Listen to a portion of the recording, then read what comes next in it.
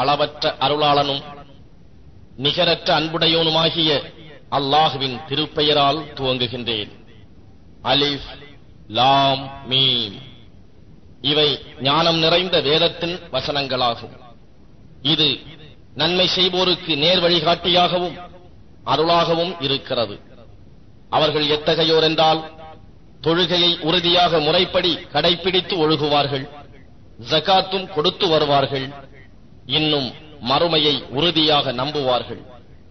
இவர்கள்தாம் தம் இறைவனின் நேர்வழியில் இருப்பவர்கள். நிச்சயமாக இவர்களே வெற்றியாளர்கள். இவர்கள் தவிர மனிதர்களில் சிலர் இருக்கின்றார்கள். அவர்கள் அறிவில்லாமல் வீணான பேச்சுகளை விலைக்கு வாங்கி அவற்றால் மக்களை அல்லாஹுவின் பாதையிலிருந்து வழிகெடுக்கவும் அல்லாஹுவின் பாதையை பரிகாசமாக்கிக் கொள்ளவும் முயல்கிறார்கள். இத்தகையோருக்கு இழிவு தரும் வேதனை உண்டு. அத்தகையவனுக்கு நம்முடைய வசனங்கள் ஓதி காண்பிக்கப்பட்டால் அவன் அவற்றை கேட்காதவனே போல், அவன் இரு காதுகளிலும் செவிட்டுத்தனத்தின் வடு இருப்பது போல் பெருமை கொண்டவனாக திரும்பி விடுகிறான்.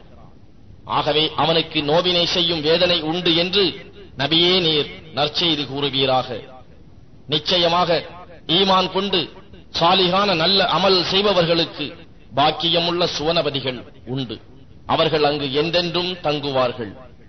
அல்லாஹுவின் வாக்குறுதி உண்மையானது. அவன் மிகுந்த வல்லமையுடையவன், ஞானம் மிக்கோர். அவன் வானங்களை தூண்கள் இன்றியே படைத்துள்ளான். அதனை நீங்களும் பார்க்கிறீர்கள். உங்களுடன் பூமி அசையாதிருப்பதற்காக அவன் அதன் மேல் உறுதியாக நிறுத்தினான். மேலும் அதன் மீது எல்லா விதமான பிராணிகளையும் அவன் பரவவிட்டிருக்கின்றான். இன்னும் நாமே வானத்திலிருந்து மழையை பொழியச் செய்து அதில் சங்கையான வகை வகையான மரம் செடி கொடி ஆகியவற்றை ஜோடி ஜோடியாக நாம் முளைப்பித்திருக்கின்றோம். இவை யாவும் அல்லாஹுவின் படைப்பாகும். அவன் அன்றி உள்ளவை எதை படைத்திருக்கின்றன என்பதை எனக்கு காண்பியுங்கள் என்று அவர்களிடம் நபியே நீர் கூறும். அவ்வாறல்ல, அநியாயக்காரர்கள் பகிரங்கமான வழிகேட்டில்தான் இருக்கின்றனர். இன்னும் நாம் லுக்மானுக்கு, அல்லாஹுவுக்கு நீர் நன்றி செலுத்தும். ஏனென்றால் எவன் நன்றி செலுத்துகிறானோ அவன் தனது நன்மைக்காகவே நன்றி செலுத்துகிறான். இன்னும் அதை எவன் நிராகரிக்கிறானோ அவன் தன்னையே நட்டப்படுத்திக் கொள்கிறான். நிச்சயமாக அல்லாஹ் எவரிடத்திருந்தும் தேவையில்லாதவன், புகழப்படுபவன் என கூறி நிச்சயமாக ஞானத்தை கொடுத்தோ. இன்னும் லுக்மான் தம் புதல்வருக்கு, என் அருமை மகனே, நீர் அல்லாஹுவுக்கு இணை வைக்காதே, நிச்சயமாக இணை வைத்தல் மிக பெரும் அநியாயமாகும் என்று நல்லுபதேசம் செய்து கூறியதை நினைவுபடுத்துவீராக. நாம் மனிதனுக்கு தன் பெற்றோர் இருவருக்கும் நலம் செய்ய வேண்டியது பற்றி நல்லுபதேசம் செய்து போதித்தோ. அவனுடைய தாய் பலகீனத்தின் மேல் பலகீனம் கொண்டவளாக கர்ப்பத்தில் அவனை சுமந்தாள். இன்னும் அவனுக்கு பால்குடி மறத்தல் 2 வருடங்கள் ஆகின்றன. ஆகவே நீ எனக்கும் உன் பெற்றோருக்கும் நன்றி செலுத்துவாயாக. என்னிடமே உன்னுடைய மீளுதல் இருக்கிறது. ஆனால் நீ எது பற்றி அறிவு ஆதாரம் பெற்றவனாக இல்லையோ அதனை எனக்கு இணை வைக்குமாறு உன்னிடம் முயல்வார்களானால் அப்போது நீ அவ்விருவருக்கும் வழிபட வேண்டாம். ஆனால் நீ மற்றும் நன்மையானவற்றில் அவ்விருவருடனும் கனிவுடன் இசைந்து வாழ். யாவற்றிலும் என்னையே நோக்கி நிற்போரின் வழியையே நீ பின்பற்றுவாயாக. பின்னர் உங்கள் அனைவருடைய மீளுதலும் என்னிடமே ஆகும். நீங்கள் என்ன செய்து கொண்டிருந்தீர்கள் என்பதை அப்போது நான் உங்களுக்கு அறிவிப்பேன். லுக்மான் தம் புதல்வரிடம், என் அருமை மகனே, நன்மையோ தீமையோ அது ஒரு கடுகின் வித்து அளவே எடையுள்ளது ஆயினும், அது கற்பாறைக்குள் இருந்தாலும் அல்லது வானங்களில் இருந்தாலும் அல்லது பூமிக்குள்ளே இருந்தாலும் அல்லாஹ் அதையும் வெளியே கொண்டு வருவார். நிச்சயமாக அல்லாஹ் நுண்ணறிவு மிக்கவன், ஒவ்வொன்றின் அந்தரங்கத்தையும் நன்கறிபவன். என் அருமை மகனே, நீ தொழுகையை உறுதியாக முறைப்படி கடைபிடிப்பாயாக. நன்மையை ஏவி தீமையை விட்டும் மனிதர்களை விலக்குவாயாக. உனக்கு ஏற்படும் கஷ்டங்களை பொறுத்துக் கொள்வாயாக. நிச்சயமாக இதுவே வீரமுள்ள செயல்களில் உள்ளதாகும். பெருமையோடு உன் முகத்தை மனிதர்களை விட்டும் திருப்பிக் கொள்ளாதே. பூமியில் பெருமையாகவும் நடக்காதே. அகப்பெருமைக்காரர் ஆணவம் கொண்டோர் எவரையும் நிச்சயமாக அல்லாஹ் நேசிக்க மாட்டான். உன் நடையிலே மிக வேகமாகவோ அதிக சாவதானமாகவோ இல்லாமல் நடுத்தரத்தை மேற்கொள். உன் குரலையும் தாழ்த்திக்கொள். குரல்களிலெல்லாம் வெறுக்கத்தக்கது நிச்சயமாக கழுதையின் குரலே ஆகும். நிச்சயமாக அல்லாஹ் வானங்களில் உள்ளவற்றையும் பூமியில் உள்ளவற்றையும் உங்களுக்கு வசப்படுத்தி இருக்கிறான் என்பதையும், இன்னும் தன் அருட்கொடைகளை உங்கள் மீது புறத்திலும் அகத்திலும் நிரம்பச் செய்திருக்கிறான் என்பதையும் நீங்கள் அறியவில்லையா? ஆயினும் மக்களில் சிலர் இருக்கிறார்கள், அவர்கள் போதிய கல்வி அறிவு இல்லாமலும் நேர்வழி இல்லாமலும் ஒளிமிக்க வேதம் இல்லாமலும் அல்லாஹ்வை குறித்து தர்க்கம் செய்கின்றனர். அல்லாஹ் இறக்கி வைத்த வேதத்தை நீங்கள் பின்பற்றுங்கள் என அவர்களுக்கு சொல்லப்பட்டால் அவர்கள் அப்படி அல்ல, நாங்கள் எங்களுடைய மூதாதையர்களை எதில் கண்டோமோ அதைத்தான் நாங்கள் பின்பற்றுவோம் என்று கூறுகிறார்கள். அவர்களை ஷைத்தான் கொழுந்துவிட்டு எரியும் நரக நெருப்பின் பக்கம் அழைத்தாலுமா பின்பற்றுவர்? எவன் தன் முகத்தை முற்றிலும் அல்லாஹுவின் பக்கமே திருப்பி நன்மை செய்து கொண்டிருக்கிறானோ அவன் நிச்சயமாக கெட்டியான கயிற்றை பலமாக பற்றி பிடித்துக் கொண்டான். இன்னும் காரியங்களின் முடிவெல்லாம் அல்லாஹுவிடமே உள்ளது.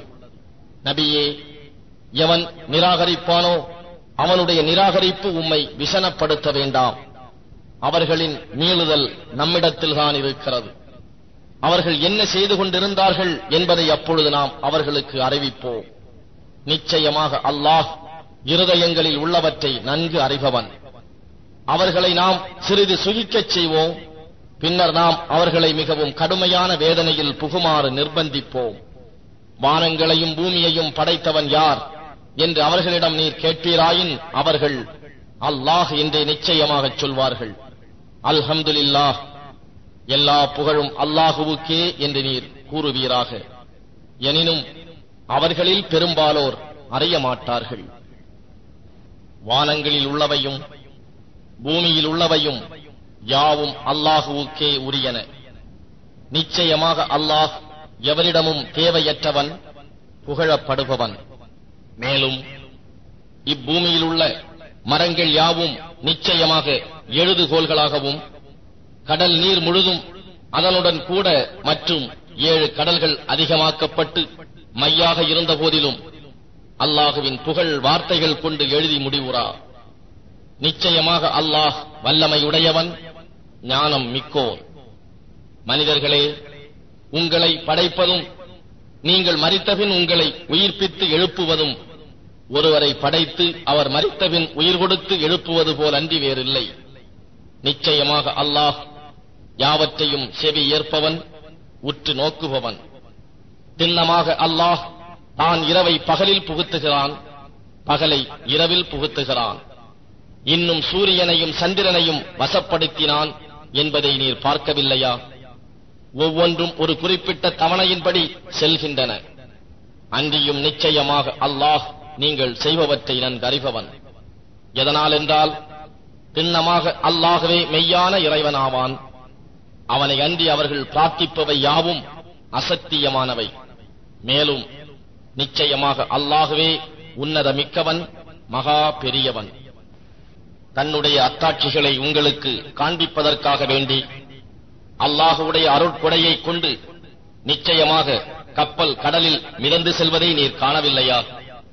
நிச்சயமாக பொறுமை மிக்க நன்றி அறிதலுடைய ஒவ்வொருவருக்கும் அத்தாட்சிகள் இருக்கின்றன.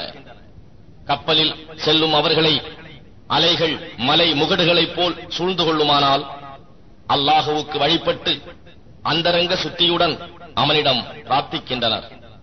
ஆனால் அவன் அவர்களை காப்பாற்றி கரை சேர்த்து விட்டால் அவர்களில் சிலர்தாம் நடுநிலையாக நடந்து கொள்கிறார்கள். எனினும் மிகவும் நன்றி கெட்ட பெருந்துரோகிகளை தவிர வேறு எவரும் நம் அத்தாட்சிகளை நிராகரிப்பதில்லை. மனிதர்களே, உங்கள் இறைவனை அஞ்சி நடந்து கொள்ளுங்கள். இன்னும் அந்த மறுமை நாளை குறித்து பயந்து கொள்ளுங்கள். அந்நாளில் தந்தை தன் மகனுக்கு எந்த ஒரு கடமையும் நிறைவேற்ற சக்தி பெறார். அதேபோன்று பிள்ளைக்கும் தன் தந்தைக்கு எதையும் நிறைவேற்றி வைக்க இயலாது. நிச்சயமாக அல்லாஹ்வின் வாக்குறுதி உண்மையானதாகும். ஆகவே இவ்வுலக வாழ்க்கை உங்களை மருட்டி ஏமாற்றிவிட வேண்டாம். மருட்டி ஏமாற்றுபவனாகிய ஷைத்தானும் அல்லாஹ்வை குறித்து உங்களை மருட்டி ஏமாற்றாதிருக்கட்டும். நிச்சயமாக அந்த கியாம நேரம் பற்றிய ஞானம் அல்லாஹ்விடமே இருக்கிறது. அவனே மழையையும் இறக்குகிறான். இன்னும் அவன் கர்ப்பங்களில் உள்ளவற்றையும் அறிகிறான். நாளை தினம் தாம் செய்வது சம்பாதிப்பது என்பதை எவரும் அறிவதில்லை. தான் எந்த பூமியில் இறப்போம் என்பதையும் எவரும் அறிவதில்லை. நிச்சயமாக அல்லாஹ்தான் நன்கு அறிபவன், நுட்பம் மிக்கவன்.